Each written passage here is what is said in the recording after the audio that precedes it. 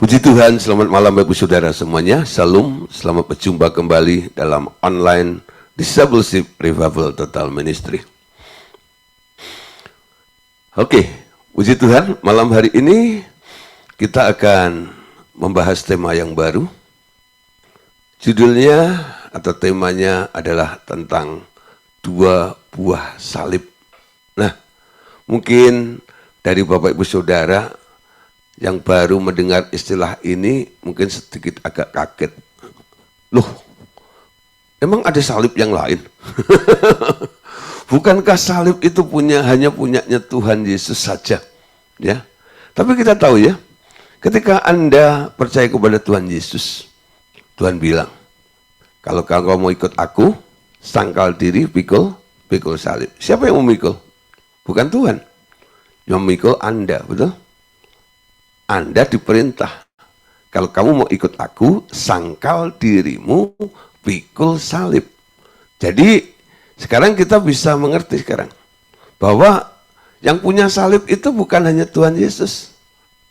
Sejak Anda percaya kepada Tuhan Yesus, Anda disalibkan bersama dengan Yesus. Itu secara de jure, semua masalahmu ya ditanggung oleh Tuhan Yesus. Diselesaikan oleh Tuhan Yesus di atas kayu salib. Tapi ketika engkau berjalan di muka bumi ini, saudara, ada hal yang harus Anda pikul. Karena ikut Yesus itu bukan hanya happy-happy. Ya, panggilannya salah satu adalah menderita bersama dengan Tuhan Yesus. Amin. Nah, untuk lebih jauh, saudara, mari kita bahas bersama-sama ya tentang dua buah salib ini. Nah, kita awali dengan kondisi kita ketika kita percaya kepada Tuhan Yesus, Anda diubah menjadi ciptaan baru. Amin. Kapan itu terjadi? Saat seorang dilahirkan baru, ia menerima roh Tuhan Yesus dan juga Roh Kudus memasuki rohnya. Nah, saudara, jadi orang lahir baru itu kemasukan roh Tuhan Yesus. Tuhan Yesusnya sendiri ada di surga. Tapi roh Tuhan Yesus yang oleh Paulus disebut Kristus Yesus itu ada di dalam diri orang yang membuka hati, mengizinkan Yesus masuk ke dalam hatinya. Ya, ketika Anda lahir baru, ada roh Tuhan Yesus dan juga ada Roh Kudus yang memasuki roh orang itu.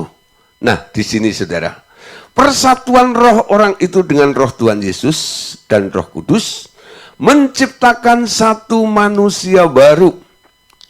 Hidup di dalam tubuh yang sama itu, yaitu tubuh Anda, ya. Nah, dengan segera terbentuk di sana manusia baru yang berasal dari segala karakteristik Roh Kudus dengan ke-9 buah Roh Kudus ada di sana. Jadi ketika Anda lahir baru, Anda menjadi ciptaan baru, ada Roh Kristus, ya, rohnya Yesus dan Roh Kudus masuk ke dalam diri Anda. Disitulah hidupmu berubah. Kenapa? Karena di dalam dirimu sekarang ada potensi Kristus, benih Kristus itu ada di dalam diri Anda yang memampukan Anda untuk taat nurut sama Tuhan. Roh Kudus akan mengencourage Anda, memberikan semangat, dorongan, menuntun Anda, membukakan, menyingkapkan kebenaran demi kebenaran, sehingga awalnya Anda yang tidak pernah ngerti tentang sebuah nilai kebenaran, akhirnya Anda mulai ngerti, oh, kebenaran itu seperti ini. Dan Anda bukan hanya mengerti, karena benih Yesus yang ada dalam diri Anda, memampukan Anda untuk hidup di dalam kebenaran tersebut. Amin. Walaupun mungkin ya, perintah daripada Tuhan Yesus itu berat, tapi karena modalnya bukan kekuatanmu, karena Anda kemasukan Roh Kristus dan Roh Kudus dalam diri Anda bisa untuk ya melakukan semua apa yang diinginkan oleh Tuhan terjadi dalam kehidupan kita. Amin. Nah, kenapa sering gagal? Ya, di sini dikatakan begini. Namun manusia lama juga masih berada di sana juga. Dan Paulus berkata bahwa Anda harus menanggalkan yang lama dan mengenakan yang baru. Seperti dua macam baju, yang lama dilepaskan, ya, yang lama dilepaskan, ya, agar dapat memakai yang baru. Nah, saudara, jadi hidup Yesus yang masuk dalam diri Anda dan Roh Kudus yang masuk dalam hidup Anda, itulah yang disebut, ya, adalah pakaian yang baru. Menanggalkan manusia baru Anda. Sementara hidup lama Anda itu yang disebut baju lama Anda. Nah, kalau Anda pernah mendengar khotbah yang temanya adalah baju rombeng, ya, siapa yang pernah dengar? Ya, dulu di RTM ada khotbah, ya, judulnya baju rombeng. Nah, banyak orang penasaran, apa itu baju rombeng? Baju rombeng itu, saudara, kalau orang Jawa Timur itu istilahnya adalah gumbale mukio. Nah, itu ya. Gumbale mukio. Itu loh, baju itu kain yang sudah rusak, kain yang sudah robek-robek itu loh. Itu namanya apa namanya tadi? Baju rombeng namanya, ya. Baju bekas yang sudah hancur-hancuran. Itulah sebenarnya kondisi manusia lama Anda yang telah dirusak oleh si iblis dan telah terkontaminasi dengan dosa. Sehingga kondisinya nggak layak pakai. Kalau digunakan selalu bau. Kalau digunakan selalu menimbulkan masalah. Waktu Anda melangkah karena kondisinya sudah rapuh, itu baju bisa sobek, ya. Karena sudah lama nggak pernah dicuci, ya. Ketika Anda berjalan bikin masalah lingkungan Anda. Ini siapa yang bau nih? Nah, hidup orang Kristen yang masih menjadi batu sandungan, yang masih hidupnya ini nggak menjadi kesaksian bagi orang lain. Nah, hidup Tuhan itu nggak pernah nampak di dalam dirinya. Artinya apa? Orang itu masih mengizinkan manusia lamanya beroperasi. Padahal sudah lahir baru, betul. Sudah menjadi ciptaan baru, betul. Tapi kita tahu, saudara, dalam kitab Yeskiel dikatakan begini, ya, aku akan memberikan kamu, ya, memberikan kamu hati yang baru dan hati yang taat supaya kamu bisa nurut. Di situ tidak dikatakan aku akan mengganti, tidak. Proses penggantian bukan Allah yang melakukannya. Yang melakukan penggantian adalah kesadaran dan tekad Anda. Anda mau ganti baju atau tidak, betul? Nah, jadi ketika orang lahir baru, menjadi ciptaan baru, bukan berarti itu manusia lamanya sudah nggak ada. Masih, ya. Tapi sekarang Anda punya hak untuk memilih. Anda mau memilih hidup ala manusia baru atau hidup menurut ala manusia lama. Ya, Roh Kudus akan membantu, memberikan kekuatan, mengingatkan Anda, memberikan pertimbangan dan sebagainya. Tapi keputusan bukan tergantung Tuhan. Keputusannya tergantung Anda. Amin. Anda mau jatuh atau tidak? Bukan karena Tuhan, bukan. Karena Anda mau jatuh. Kalau Anda nggak mau jatuh, Anda gunakan kekuatan fasilitas hidup Kristus yang ada di dalam diri Anda nggak akan jatuh. Kenapa? Dia yang berjanji, dia yang akan menggenapinya di dalam kehidupan kita. Amin. Yuk, malam hari ini kita disadarkan kembali. Untuk apa? Untuk menanggalkan yang lama dan mengenakan yang baru. Amin. Menanggalkan yang lama dan mengenakan yang baru. Nah, tanggalkan yang lama, manusia lama Anda dengan tabiat-tabiatnya, dan kenakan yang baru, yaitu manusia baru di dalam Kristus dengan segala perbuatannya.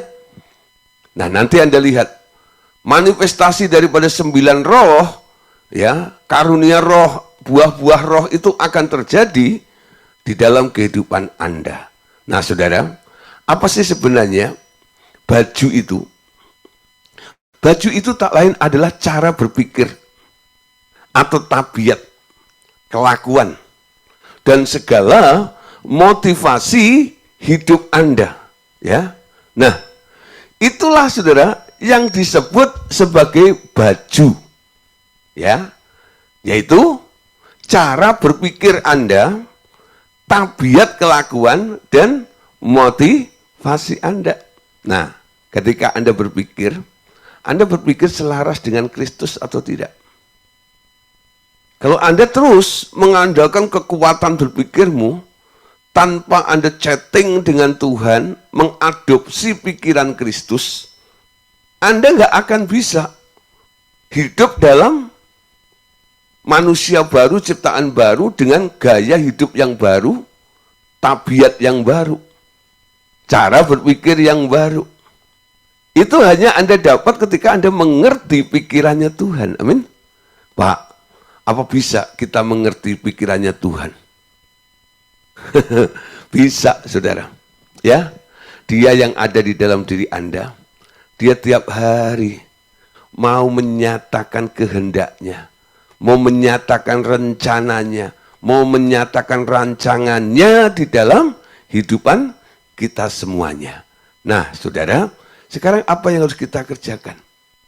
Pikiran, tabiat, dan motivasi, semua itu tersimpan dalam akal budi, dalam kemauan dan emosi. Nah, akal budi, kemauan, emosi itu yang disebut jiwa. Ya, jiwa. Ya, di dalam jiwa Anda dalam bentuk roh-roh itu. Ingat pelajaran ya yang pernah kita bahas sebelumnya. Apa itu jiwa? Jiwa itu adalah kumpulan daripada roh-roh.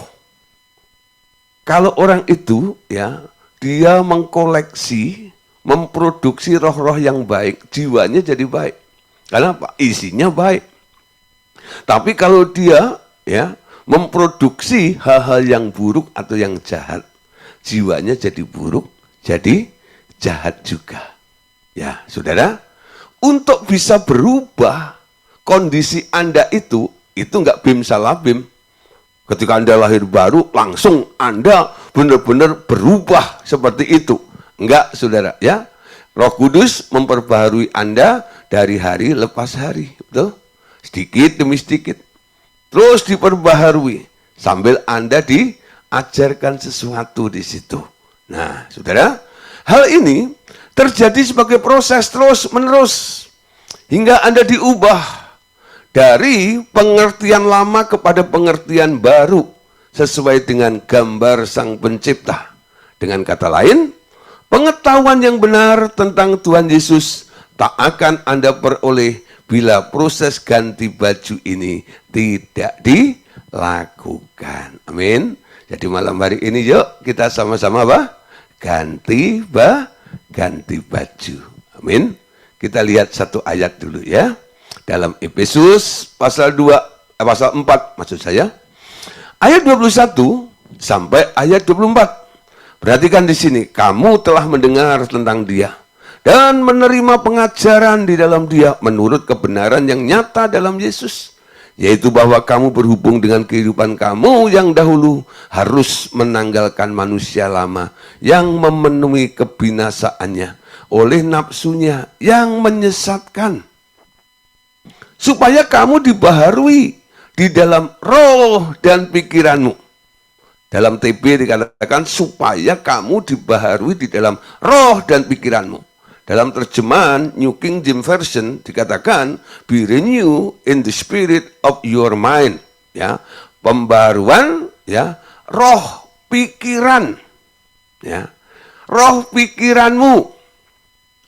Jadi pikiran itu adalah roh, betul ya? Be renewed in the spirit of your mind. Ya, kalau di sini cuma dikatakan dibaharui di dalam roh dan pikiranmu, seolah-olah roh dan pikiran itu hal yang berbeda, bukan ya? Nah, kalau di bahasa Inggrisnya ini lebih menyambung ya.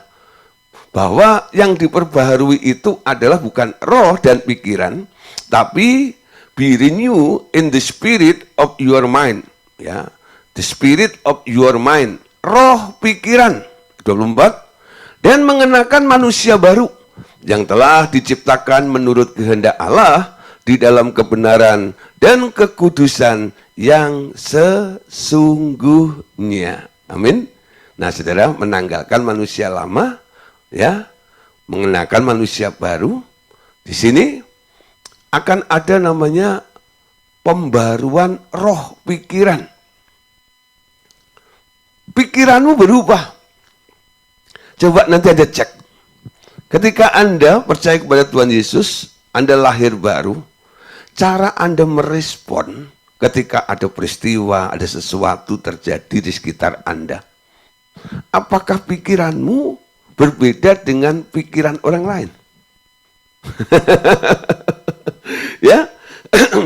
Nah, kadang-kadang sekarang kita melihat, kenapa ya? Saya kalau berpikir kok beda dengan orang lain gitu, kenapa? Nah, bedanya di sini harus dicek juga. Bedanya Anda lebih jelek pikiran Anda atau lebih baik daripada pikiran orang lain. Saudara, di dunia ini orang berpikir standarnya adalah pokoknya baik, ya. Orang Cina bilang cingli, cengli, cingli, ya. Nah, jadi pokoknya baik, masuk akal, nalar, gitu ya. Itu hal-hal yang umum, general, ya, umum seperti itu. Itu standar. Di mana orang lain bisa memaklumi, di mana orang lain bisa menerima, di mana orang lain bisa setuju. Nah, jadi itulah yang disebut norma, betul ya? Jadi orang ada yang berpikir dasar pertimbangannya seperti itu. Tapi saudara, pikiran Kristus itu berbeda. Pikiran Kristus bukan bicara tentang hal kebaikan saja. Tapi pikiran Kristus berbicara tentang kebenaran. Amin. Beda saudara, antara kebaikan, baik dan benar itu berbeda. Apa yang baik belum tentu benar, betul? Nah, kadang-kadang yang benar itu dirasa oleh orang-orang yang nggak mau di dalam kebenaran, dianggap nggak baik. Kenapa? Wah, kalau begitu, itu kan nanti begini, begitu. Dasarnya pertimbangan untung rugi, betul ya? Nah, pikiran Allah itu pikiran absolut, betul? Mutlak. Jadi apa yang Tuhan tetapkan, apa yang Tuhan tentukan atas diri kita nggak bisa ditawar oleh karena asas pertimbangan-pertimbangan dari salah atau benar, betul? Jadi menjadi orang ciptaan baru itu sudah keluar dari area salah benar, bukan? Ya. Jadi dasar berpikir Anda bukan lagi tentang hal yang salah atau benar. Salah atau yang baik, saudara.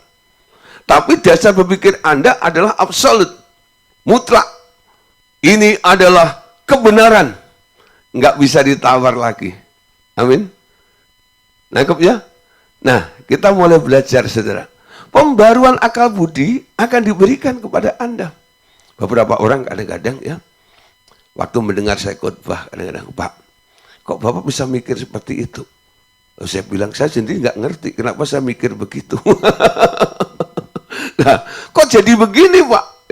Materinya kok seperti ini? Bapak sampaikan kok seperti itu? Ya saya hanya tanya Tuhan aja. Tuhan, apa yang harus sampaikan?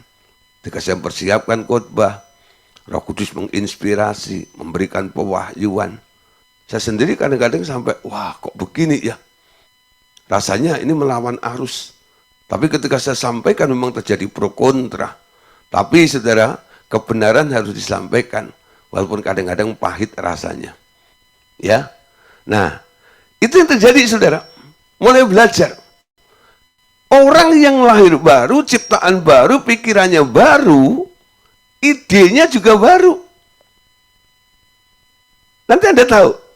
Coba Anda cek sendiri. Kelahiran baru Anda bisa Anda lihat dari reaksi Anda ketika melihat sesuatu, merasakan sesuatu. Anda berpikir apa? Berpikir menurut perasaanmu, untung rugi itu kalkulasinya, atau berpikir seperti Tuhan berpikir. Amin. Nah, saudara, orang yang ganti baju, yang mengalami proses pembaruan, ya, roh pikiran itu saya ibaratkan seperti ini. Ya. Jadi orang pikul salib, ya, ikut maunya Tuhan nih maksud saya. Ya. Jalannya kebalik, betul ya? Kalau orang dunia ke kiri, Anda ke kanan nih, saudara. Kadang-kadang seperti itu, ya. Nah, nanti kalau proses ini mulai terjadi dalam kehidupan Anda jangan heran kalau disebut jadi orang aneh. Amin. Kolose 3 ayat 9 sampai 11. Jangan lagi kamu saling mendustai, karena kamu telah menanggalkan manusia lama serta kelakuannya, dan telah mengenalkan manusia baru yang terus-menerus diperbaharui untuk memperoleh pengetahuan yang benar menurut gambar penciptanya. Anda lihat di sini, ya. Jadi prosesnya adalah meninggalkan manusia lama serta kelakuannya dan mengenakan manusia baru yang terus-menerus diperbaharui untuk memperoleh pengetahuan yang benar sampai Anda serupa menurut gambar penciptanya. Jadi diperbaharui dari sehari ke sehari, sedikit demi sedikit. Kenapa nggak langsung aja, Pak? Langsung sudah Anda kayak jadi bingung ya. Nah, Tuhan itu, saudara, kadang-kadang memang dia tidak memaksakan, ya. Ditunggu, saudara. Di titik mana Anda mulai rela melepaskan hak hidup Anda, disitulah dia mulai mengubah hidup Anda. Kalau masih Anda pertahankan, Tuhan nggak akan ubah. Kenapa? Anda masih bertahan. Konsep hidup Anda itu harus dilepaskan. Sekarang konsepnya adalah apa kata Tuhan, betul? Apa yang dirasakan Tuhan, apa yang dipikirkan Tuhan, apa yang dilihat oleh Tuhan. Itu yang jauh lebih penting. Jadi konsep aku mau itu harus sedikit demi sedikit dikikis, betul ya? Sampai nggak ada lagi si aku mau itu nggak ada. Yang ada setiap hari apa? Tuhan mau. Nah, Anda mulai nyanyi. Menyenangkanmu, senangkanmu. Itu lagu favorit saya. Hanya itu kerinduanku. Menyenangkanmu, senangkan hatimu. Hanya itu kerinduanku. Bawa kerinduan Anda. Tuhan, aku mau nyenengin hatimu. Cara menyenangkan hati Tuhan cuma satu. Melakukan apa yang Tuhan mau. Amin. Belajar. Kalau orang tanya, Pak Gideon, apakah sudah melakukan sepenuhnya? Belum. Tapi saya mulai. Berapa persen? Saya nggak peduli berapa persen. Tapi saya pastikan saya sedang menuju melakukan kehendak Allah. Amin. Ternyata saya perhatikan dalam hidup saya, di mana ketika saya mulai melepaskan hak hidup saya, keinginan saya, kemauan saya, disitulah rencana Tuhan mulai dinyatakan. Proses mulai terjadi di situ. Tapi kalau saya kekeh pada kemauan saya, keinginan saya, pendirian saya, kayaknya Tuhan nggak ngapa-ngapain di daerah itu, saudara. Kenapa? Manusia diciptakan ada free will-nya. Ada kehendak bebas. Itu yang dihormati oleh Allah. Amin. Nah, saudara, tadi dikatakan dia akan memimpin kita sampai kita diperbaharui, terus menerus diperbaharui untuk memperoleh pengetahuan yang benar menurut gambar penciptanya. Dalam hal ini, tidak ada lagi orang Yunani atau orang Yahudi, atau orang bersunat, orang tak bersunat, orang barbar atau orang Skit, budak atau merdeka. Tetapi Kristus adalah semua dan di dalam segala sesuatu. Amin. Nah, saudara, sampai Kristus menjadi semua di dalam segala sesuatu. Pokoknya Kristus. Betul ya? Apa kata Tuhan, apa kata Tuhan. Yuk kita budayakan. Kita budayakan. Mau tunduk nurut sama Tuhan.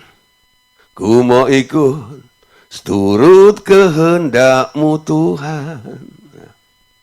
Ku mau memberi. Beri hidupmu. Beri hatimu. Ku berikan hatiku dan jiwaku.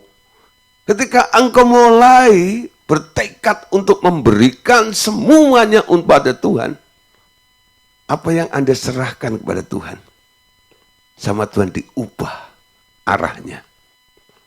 Sehingga engkau yang dulunya selalu berpikir salah, selalu bertindak salah, sekarang pikiranmu berubah. Bukan sekedar berpikir baik, tapi berpikir yang benar. Bukan sekedar melakukan yang baik, tapi melakukan kebenaran. Amin. Nah, saudara, orang-orang yang nggak mau ganti baju, masih hidup di dalam manusia lama. Sifatnya bukan sifat Kristus, tapi masih dikuasai oleh daging, sehingga tabiatnya adalah tabiat daging juga. Yang dilakukan adalah keinginan daging. Nah, tentang tabiat yang bersifat daging, dikatakan daging itu lemah. Daging itu sama sekali tidak berguna. Daging itu dikuasai oleh hawa nafsu. Dan daging itu menghasilkan hidup yang tidak sopan. Percabulan, hawa nafsu, perselisihan, iri hati, ingin dipuaskan, tidak takluk kepada hukum Allah, nah terjual di bawah kuasa dosa, nggak mampu, terjual, dosa mulai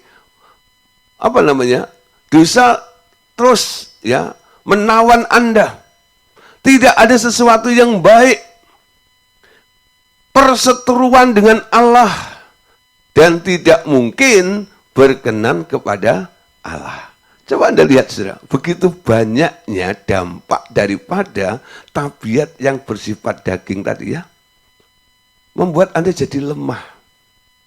Anda nggak berguna, hidupmu dikuasai hawa nafsu, menghasilkan hidup yang nggak sopan, percabulan, hawa nafsu, perselisihan, iri hati, ingin dipuaskan, ya, sampai semuanya itu tidak mungkin berkenan kepada Allah.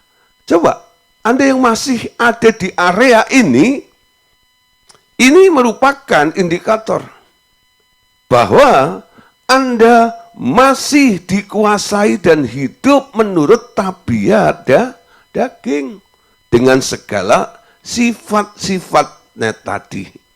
Nah, ini menjadi satu warning bagi kita semuanya. Kenapa saya lemah? Kenapa saya nggak berguna? Kenapa hidup saya seperti ini? Kenapa saya masih perselisih? Kenapa saya iri hati? Kenapa saya ingin dipuaskan dan sebagainya? Nah, di sini saudara, kenapa saya masih dikuasai oleh dosa? Karena Anda masih hidup di dalam tabiat daging. Amin. Nah, saudara, sekarang Anda lihat, Tuhan bilang begini, walaupun mungkin Anda sudah jadi hamba Tuhan, Anda sudah jadi muridnya Tuhan, atau Anda sudah jadi orang RTM yang ikut kelas pemuridan seperti ini, contoh Matius 26, ayat 41, ya. Yesus berkata kepada murid-muridnya yang notabene adalah murid. Ini 12 murid loh. Ketika itu Yesus sedang bersama dengan 12 murid jagoannya itu berdoa di Taman Getsemani. Ya. Lalu Yesus berkata kepada 12 murid ini, berjaga-jagalah dan berdoalah supaya kamu jangan jatuh ke dalam pencobaan. Roh memang penurut, tetapi daging lemah. Siapa yang diingatkan? Bukan orang sembarang. Orang yang satu, dekat dengan Tuhan. Tapi kondisinya Anda tahu, ketika diajak berdoa, malah bobok. Sampai akhirnya Yesus bangunin mereka, lalu Tuhan bilang, berjaga-jagalah, tidak sanggupkah engkau berdoa bersama dengan aku 1 jam saja? Berdoalah dan berjaga-jagalah, supaya kamu jangan jatuh ke dalam pencobaan. Roh memang nurut, tapi dagingmu lemah. Kenapa kita nggak bisa nurut sama Tuhan? Kenapa kita selalu bantahan dengan Tuhan? Artinya Anda sedang hidup di dalam tabiat daging. Sehingga Anda nggak berdaya. Anda nggak mampu untuk nurut Tuhan. Amin. Saudara, banyak orang memandang, merasakan perintah Tuhan itu berat banget ya. Apalagi saudara, kalau bicara tentang hendaklah kamu sempurna seperti Bapakmu di surga sempurna. Hendaklah kamu kudus seperti Bapakmu di surga kudus juga. Wah, mana mungkin? Mana bisa? Betul ya? Banyak orang kadang-kadang nggak berdaya. Betul ya? Memang dagingmu ketika dituntut untuk di-upgrade sampai setinggi itu, pasti ngeh gitu ya. Ngap rasanya. Mana mungkin? Itu menunjukkan ketidakmampuan, ketidakberdayaan dagingmu untuk dituntut. Kalau Anda mengubah hidupmu tidak lagi dikuasai oleh tabiat daging, tapi dipimpin oleh roh, mengandalkan roh Kristus dan roh kudus yang ada di dalam diri Anda. Roh itu penurut. Ya, roh itu penurut. Amin. Tapi daging lemah. Jadi kalau Anda gagal terus dalam melaksanakan firman, itu artinya Anda sedang dikuasai oleh tabiat daging Anda. Yohanes 6:63. Rohlah yang memberi hidup, daging sama sekali tidak berguna. Perkataan-perkataan yang kukatakan kepadamu adalah roh dan hidup. Ya, saudara perhatikan. Yesus ketika bicara dalam Yohanes pasal 6, ini kan bicara tentang roti hidup. Kalau kamu tidak makan dagingku dan minum darahku, kamu tidak akan mendapat bagian dalam hidup kekal itu. Banyak orang nggak ngerti. Nah, lalu Tuhan bilang di ayat 63, rohlah yang memberi hidup, daging sama sekali tidak berguna. Ada perbedaan antara orang yang dipimpin oleh roh dan orang yang masih dikuasai oleh tabiat daging.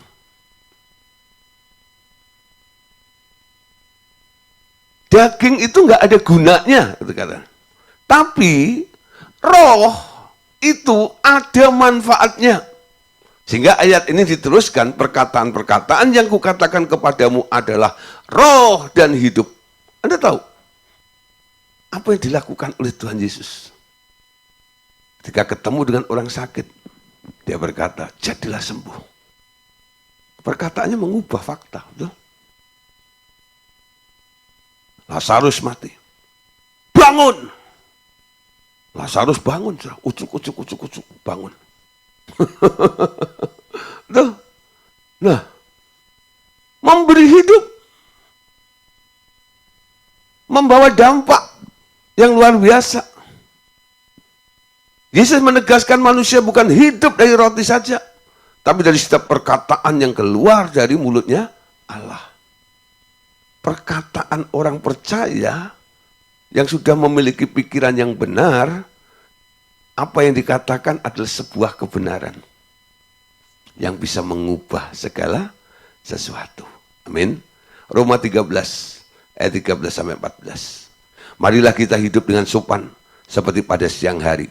Jangan dalam pesta pora dan bermabuk-mabukan. Jangan dalam percabulan dan hawa nafsu. Jangan dalam perselisihan dan iri hati. Tetapi kenakanlah Tuhan Yesus Kristus dan janganlah menuruti tabiat yang bersifat daging untuk memuaskan keinginannya. Supaya kita tidak hidup ya berpesta pora, bermabuk-mabukan, percabulan, hawa nafsu, perselisihan, iri hati. Sarannya adalah kenakanlah Tuhan Yesus Kristus.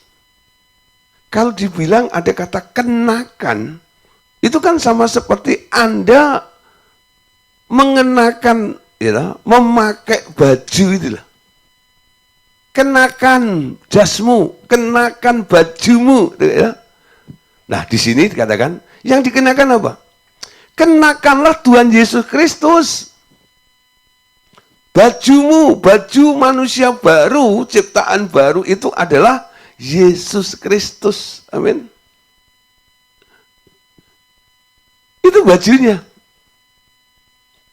Kalau Anda pakai baju yang baru, ya,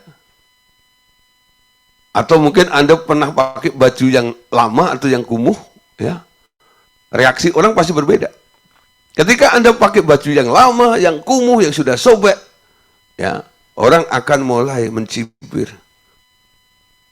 Baju kayak begitu masih dipakai. Emang nggak punya baju yang lain? Ya. Tapi ketika Anda mengenakan baju yang baru, banyak orang yang mulai kagum. Wih, beli di mana itu? Berapa harganya? Lihat mereknya. Waduh, ini kayaknya 10 juta nih bajunya. Ya. Walaupun kadang-kadang orang terkecoh, ya, merek yang udah terkenal, belinya di Mangga 2, ya, 100.000 3. Tapi modelnya kalau cuma beda apa namanya bahan kainnya aja. Orang kadang kagum juga, wis, ya, ini harganya pasti puluhan juta. Oh enggak, saya cuma beli 150.000 kok. Oh, enggak mungkin. Nah, saudara, membuat orang kagum, membuat orang pengen tahu, membuat orang penasaran, betul? Ketika Anda mengenakan Kristus, hidupmu jadi orang lain jadi penasaran dengan Anda. Kok kamu bisa sih berubah seperti itu? Orang pengen, itu ya. Aku pengen loh, ya, hidup kayak kamu itu loh. Gara-gara mengenakan Kristus. Jangan sampai orang bilang, aku nggak pengen kayak kamu. Orang kok kayak begitu nyebelin, enak wah. Itu artinya saudara, Anda sedang memancarkan, ya toh, aroma, ya toh, daripada baju rombeng Anda. Nah, hidupmu mempesona orang lain atau tidak? Hidupmu memancarkan Kristus, membuat orang terkagum dengan Anda atau tidak? Ya? Nah, jangan sampai orang bilang begini, aku kagum sama Yesusmu, tapi aku nggak kagum sama kamu. Orang kagum sama Yesus. Tapi kenapa orang nggak kagum dengan orang yang percaya kepada Yesus? Karena orang yang percaya kepada Yesus tidak mengenakan manusia baru. Tidak mengenakan Kristus, sehingga orang lain nggak kagum dengan mereka. Amin.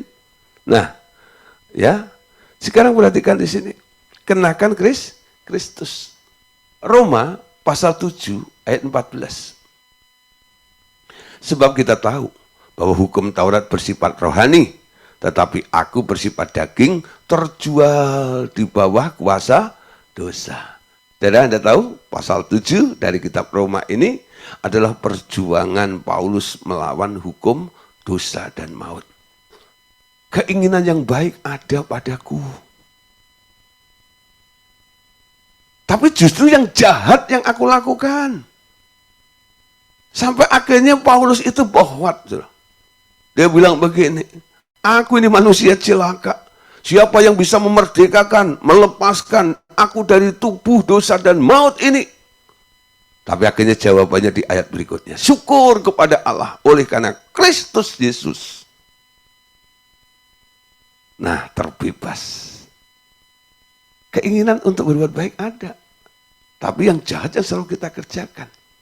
Itu tandanya Anda masih dikuasai oleh dosa. Orang yang dikuasai, dijajah oleh dosa. Dia nggak berdaya walaupun dia bosan di daerah itu. Harus dilepaskan. Kembali sudah, kalau perlu dibaptis ulang. Supaya apa? Supaya di-reset kembali mindsetnya, sekarang mulai hidup ala Kristus. Amin. Nah, perhatikan ayat 18. Sebab aku tahu bahwa di dalam aku, yaitu di dalam aku sebagai yang bersifat daging, tidak ada sesuatu yang baik. Jadi di dalam daging itu enggak ada yang baik. Sebab menghendaki yang baik memang ada padaku, tetapi melakukan apa yang baik tidak. Nah, ini kontradiksi sudah. Ya. Roma 8:58. Sebab mereka yang hidup menurut daging memikirkan hal-hal yang dari daging. Mereka yang hidup menurut roh memikirkan hal-hal yang dari roh. Karena keinginan daging adalah maut, tetapi keinginan roh adalah hidup dan damai sejahtera. Sebab keinginan daging adalah perseteruan terhadap Allah. Karena keinginan itu tidak takluk kepada hukum Allah, hal ini memang tidak mungkin baginya.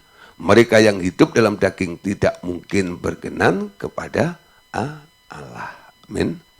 Jadi mereka yang hidup menurut daging memikirkan hal yang dari daging. Tapi mereka yang hidup menurut roh memikirkan hal-hal yang dari roh. Yuk, hidup menurut apa sekarang? Kenakan manusia baru Anda, tanggalkan manusia lama Anda. Amin. Tabiat pikiran Anda. Itu bukan tergantung Tuhan. Tergantung Anda. Betul? Anda mau kenakan atau enggak? Nah, saudara. Jadi sekarang tergantung Anda. Anda mau mengenakan yang baru, yakni pikiran Kristus, hatinya Kristus, atau tetap kekeh pada kemauan diri kita sendiri. Tapi Pak, nah kalau sudah begitu, saudara, itu jeratnya. Kalau Roh Kudus mulai menegur, Roh Kudus mulai mengingatkan Anda tinggal bilang, aku berserah, aku berserah, harap Yesus juru selamat, aku berserah. Ya wes Tuhan, sak karepmu. Ya, maumu Tuhan, gitu ya. Nah, ketika Anda mulai menyerah, ya, ngikut maunya Tuhan, Roh Kudus akan menuntun Anda, membawa Anda dari kebenaran kepada kebenaran, dari kemuliaan kepada kemuliaan. Nah, saudara, kita tahu ya, bahwa pada dasarnya manusia itu memiliki dua macam tubuh. Ya. Manusia itu pada dasarnya punya dua macam tubuh. Saya jelaskan sedikit. Ketika Allah menciptakan manusia pertama kali, dalam kitab Kejadian, menjadikan manusia menurut rupa dan gambar kita, maka dijadikanlah manusia itu laki-laki dan perempuan. Sudah dijadikan? Sudah. Karena maka dijadikanlah manusia itu laki-laki dan perempuan, lalu diberkati supaya beranak pinak untuk memenuhi bumi. Tapi anehnya, ya, dalam Kejadian pasal 2, ketika embun itu mulai turun, tanah mulai basah, Tuhan Allah turun ke bumi, dia bikin patung. Patungnya Adam. Lalu dihembusi dengan nafasnya, kasih ruah. Sehingga patung itu diberi nama atau diberi sebutan sebagai the living of the soul, atau makhluk yang hidup. Namanya Adam. Ada di bumi dengan tubuh dagingnya itu. Nah, yang diciptakan oleh Allah di Kejadian 1:26 apa?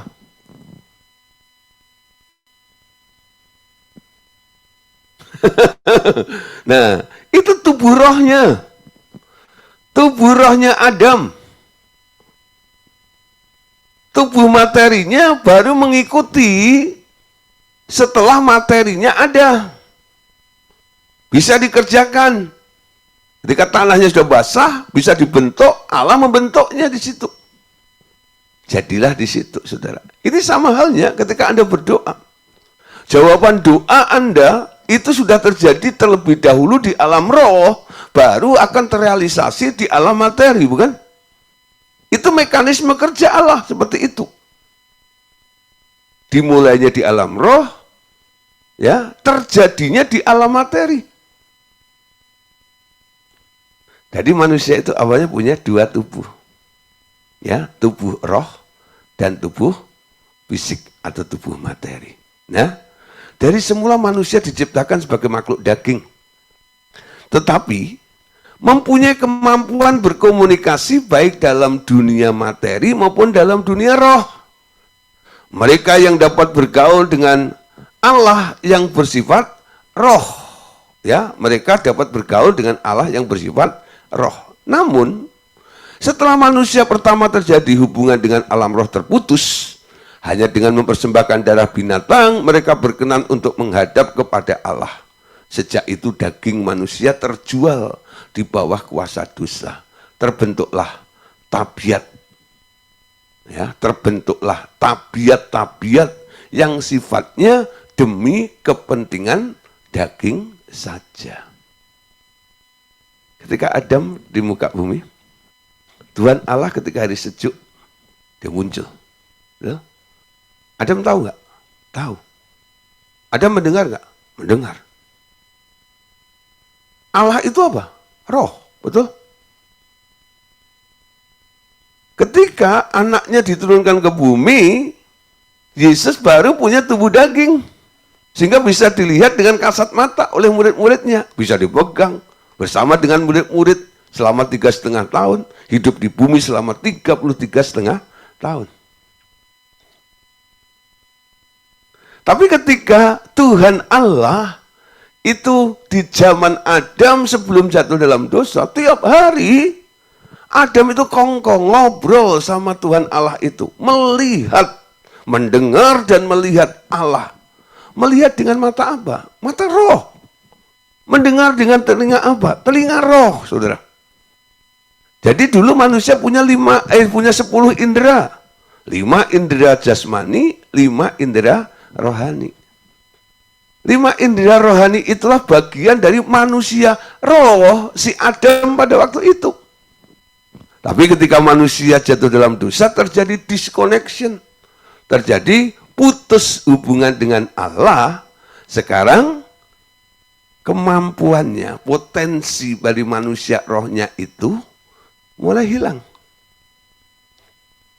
Ketika manusia semakin berdosa, Kejadian pasal 6 ayat 3 katakan, manusia itu daging. Gak disebut roh sedikit pun. Dosanya sudah begitu memuncak sampai Allah berikhtiar, aku akan membinasakan bumi. Aku menyesal bikin manusia itu karena manusia itu daging. Yang dipikirkannya selalu kejahatan dan dosa saja.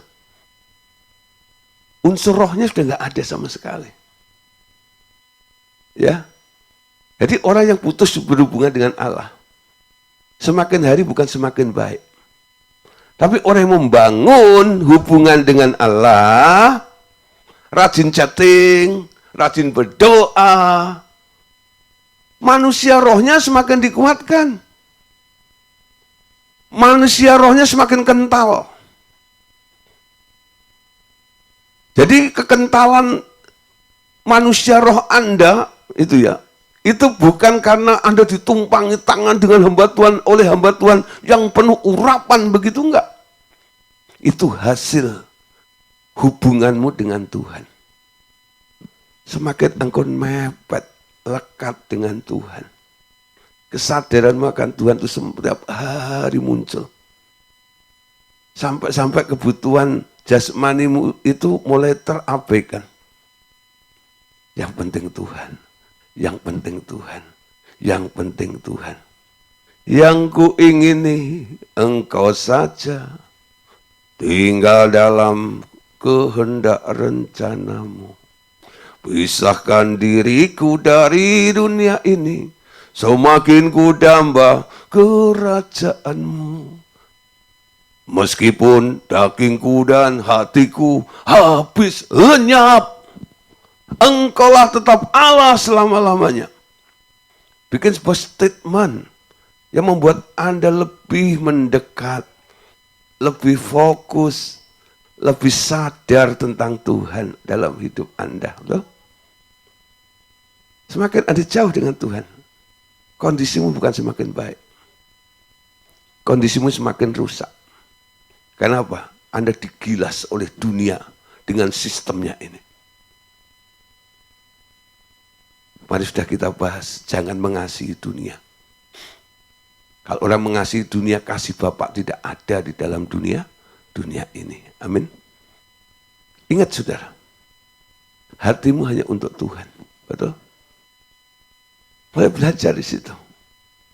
Nah, melihat kondisi seperti ini, Bapak memberikan way out-nya. Yesus Kristus sebagai Adam yang terakhir menambahkan kepada sifat tubuh alamiah yang berasal dari Adam pertama dengan tubuh rohaniah. Dengan memberikan roh yang menghidupkan. Betul? Nah, kita berandai-andai sedikit. Bila semula Adam memiliki panca indera yang bekerja penuh di dalam dunia materi, dan panca indera juga yang bekerja di alam roh, bisa melihat, mendengar, mencium, mengecap, dan meraba hal-hal di alam roh. Sejak hubungannya terputus dengan Tuhan, panca indera rohaninya mengalami kemunduran. Karena tak pernah dipakai lagi. Ingat ya, kalau nggak digunakan, nggak dibiasakan, lama-lama akan mengalami kemunduran. Nah, kabar baiknya, Roh Kudus menghidupkan kembali panca indera manusia baru Anda di alam roh. Dia mentransformasi Anda, menghidupkan kembali, membuat Anda bergairah kembali. Ada kerinduan untuk mencari dan mencari Tuhan. Amin. Mulai belajar, saudara. Menyadari kita ini sebenarnya punya dua tubuh. Tubuh roh dan tubuh jasmani. Tubuh jasmani yang harus dirawat.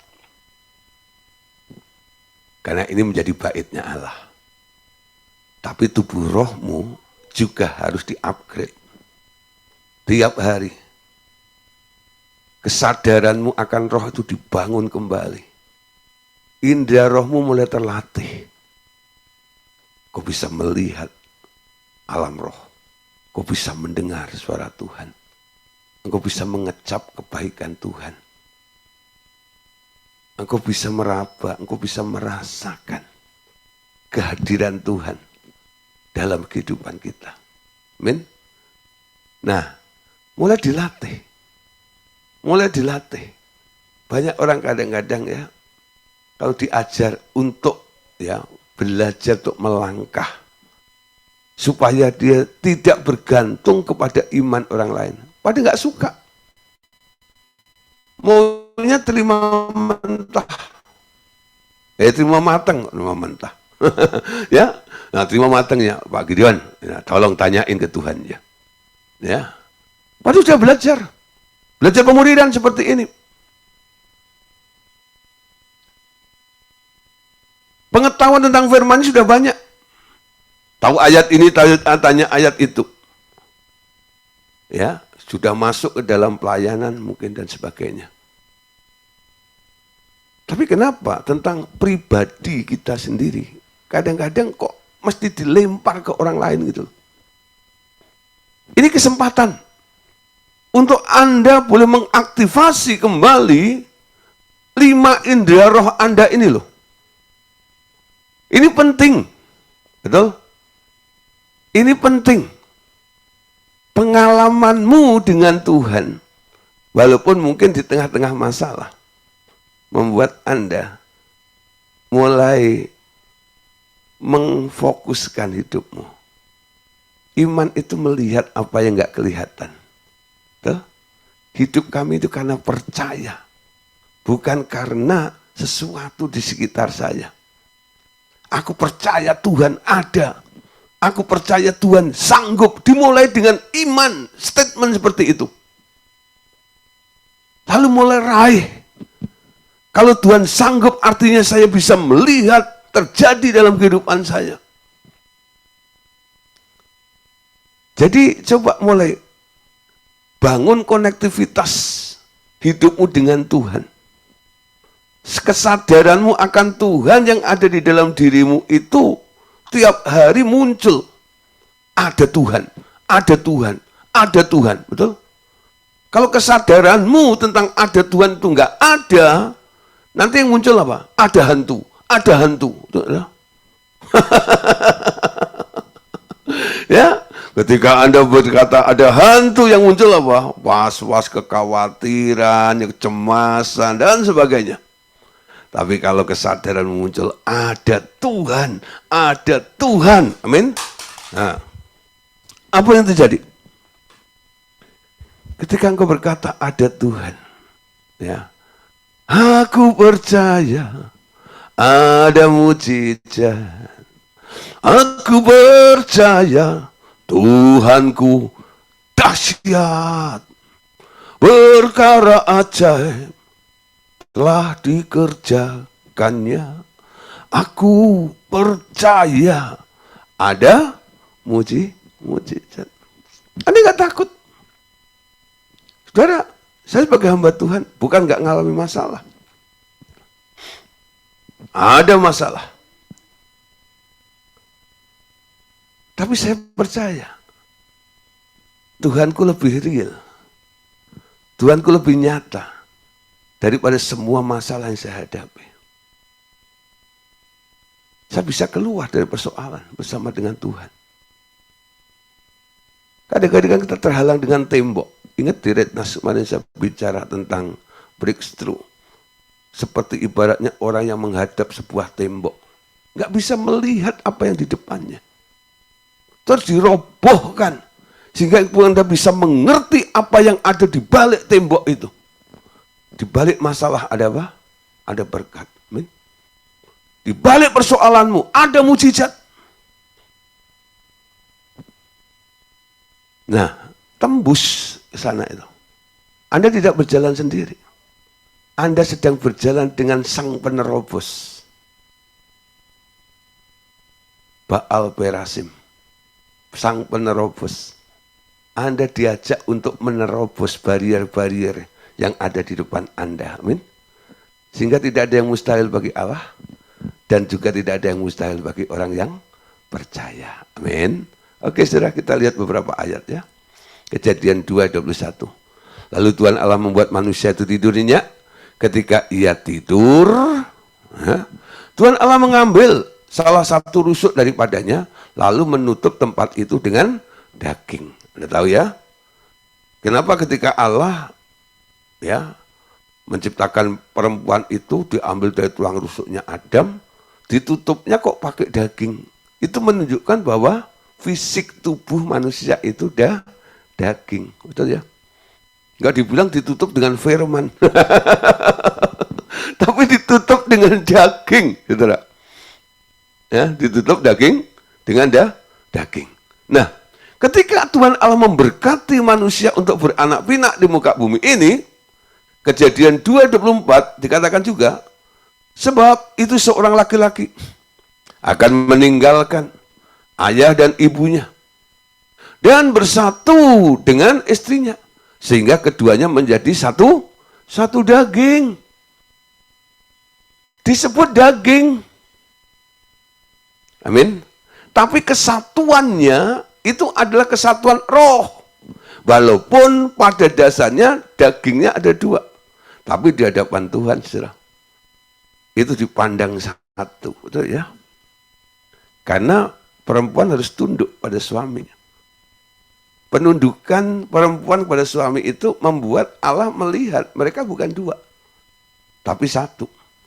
Tapi kalau istri nggak mau tunduk pada suami, berarti itu ada dua pendapat.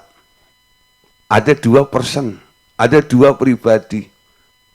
Ayat ini nggak berlaku. Dua menjadi satu, nggak bisa. Dipandang Tuhan ada dua. Dua gagasan, dua ide, betul ya? Nah, saudara, jadi menunjukkannya, walaupun dagingnya itu ada dua manusia, tapi di hadapan Tuhan satu daging, satu pemikiran. Mereka harus melebur. Amin. Istri boleh boleh memberikan usulan, tapi keputusan tetap pada suami. Itu hierarkinya seperti itu. Itu namanya tunduk, betul ya? Pada suami. Ada pelajaran sendiri. Tapi Pak, suami saya itu berikutnya luar biasa. Gimana gini. Doa. Supaya Tuhan berikan hikmat pada suamimu.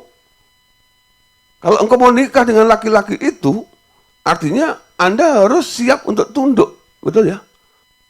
Dikatakan tunduklah kepada suamimu. Nggak ada penjelasannya suami yang bagaimana. Pokoknya istri harus tunduk. Karena nggak tahan tunduk, akhirnya nanduk suami. Ya. Nah, saudara, bukti manusia itu daging, ya. Kejadian 6 ayat 3 tadi sudah saya singgung ya. Berfirmanlah Tuhan, rohku tidak akan selama-lamanya tinggal di dalam manusia. Karena manusia itu adalah daging, tetapi umurnya akan 120 tahun saja. Nah, saudara, ketika terjadi ya penebusan yang dilakukan oleh Tuhan Yesus, Paulus menuliskan di dalam 1 Korintus pasal 15 ayat 42 sampai 47. Baca sama-sama ya. 1 Korintus pasal 15 ayat 42 sampai ayat yang ke-47. Demikianlah pula halnya dengan kebangkitan orang mati. Tubuh yang ditaburkan dalam kebinasaan dibangkitkan dalam ketidakbinasaan. Yang ditaburkan dalam kehinaan dibangkitkan dalam kemuliaan. Ditaburkan dalam kelemahan dibangkitkan dalam kekuatan. Ayat 44. Yang ditaburkan adalah tubuh alamiah, yang dibangkitkan adalah tubuh rohaniah. Jika ada tubuh alamiah, maka ada tubuh rohaniah. Seperti ada tertulis, manusia pertama Adam menjadi makhluk yang hidup, tetapi Adam yang terakhir menjadi roh yang menghidupkan. Tetapi yang mula-mula datang bukanlah yang rohaniah, tetapi yang alamiah. Kemudian barulah datang yang rohaniah. Manusia pertama berasal dari debu tanah dan bersifat alamiah. Manusia kedua berasal dari surga. Ya, saudara, di sini dikatakan yang ditaburkan adalah tubuh alamiah, tapi yang dibangkitkan adalah tubuh rohaniah. Saudara, kita hidup di dunia paling lama 120 tahun. Kita masih boleh mengenakan tubuh alamiah ini. Tapi apa yang dari tanah kan kembali kepada tanah. Gitu? Tapi nanti ketika Anda, ya, ketika sangkakala dibunyikan, kubur-kubur orang percaya itu ya terbuka. Dari kubur itu akan dibangkitkan. Yang dibangkitkan apa? Bukan tubuh alamiahmu, tapi tubuh rohmu. Itu identitas sejati daripada orang percaya. roh. Tuh ya. Nah, dibangkitkan. Tubuh rohnya dibangkitkan. Tuh ya. Keluar dari kubur itu. Nanti orang-orang yang hidup, yang masih ada di muka bumi ketika melihat, mendengar sangkakala itu dibunyikan, lalu kubur-kubur orang percaya itu terbuka, lalu ada yang keluar, mereka bisa mengenali loh. Siapa itu keluar? Bisa kenal sudah. Tubuh roh itu bisa dikenali. Ya, tubuh roh itu bisa dikenali. Mungkin hari ini Anda lupa ya. Saya tuh orang kadang-kadang ya, kalau orang sebut nama, kalau macam gitu ya, yang mana ya gitu. Nanti kalau ketemu kadang-kadang, oh yang ini lupa diunjukin fotonya, saya garuk-garuk bentar gitu, mereview gitu. Oh iya ya. Saya ingat gitu ya. Anda kadang-kadang bisa slip ya, lupa.